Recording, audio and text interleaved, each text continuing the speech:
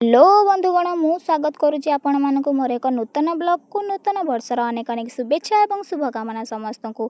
तो आज आम जाइलु महाविनायक मो सहित ये दुटा माकड़ ये जो भाई गाड़ी चलाऊँ मत के पकईके मारदेव। तो आम आसी पहुँची जाइलु महाविनायक रे। तो ये दुटा को देखुन आसी कैमेरा आगे पशि जाऊँ कांड ज्ञान बोली किसी ना। तो ठाकुर को दर्शन करें पलि आइलु ये देखागला मो सांग मान सहित देखा करके पलि आसलु महाविनायक पार्क बुलापाईका।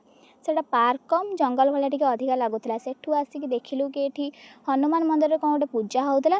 तो एत खरा गरम रे टिके ठंडा हाँवाई आम टे ठंडा पी देलु। आम टे पलू भूषणपुर पार्क बुलापाईका सेठी सब फोटो वीडियो बनवारे बिजी थे। तो आम कौ छाड़िया लोक आम भी टे फोटो उठे उठे एत फोटो उठेलु लास्ट को फोनटा हैंग होगला।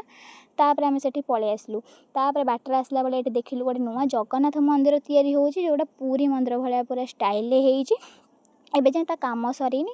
तो तापर सेठू आसिक आम टे पलि आसलु चंडी मंदिर बुलापाईका। तो चंडी मंदिर आसला बेलू आम अवस्था पूरा सीझा टमाटर भाया हो जाता। तो फोटो उठे तो आउ हालत नाला। तो सेठू आम सीधा घर को पलि आसलु। तो आपण मैंने दया करके जदि मो चैनल को सब्सक्राइब कर दियंती तो मु चिर उपकृत हुआंती।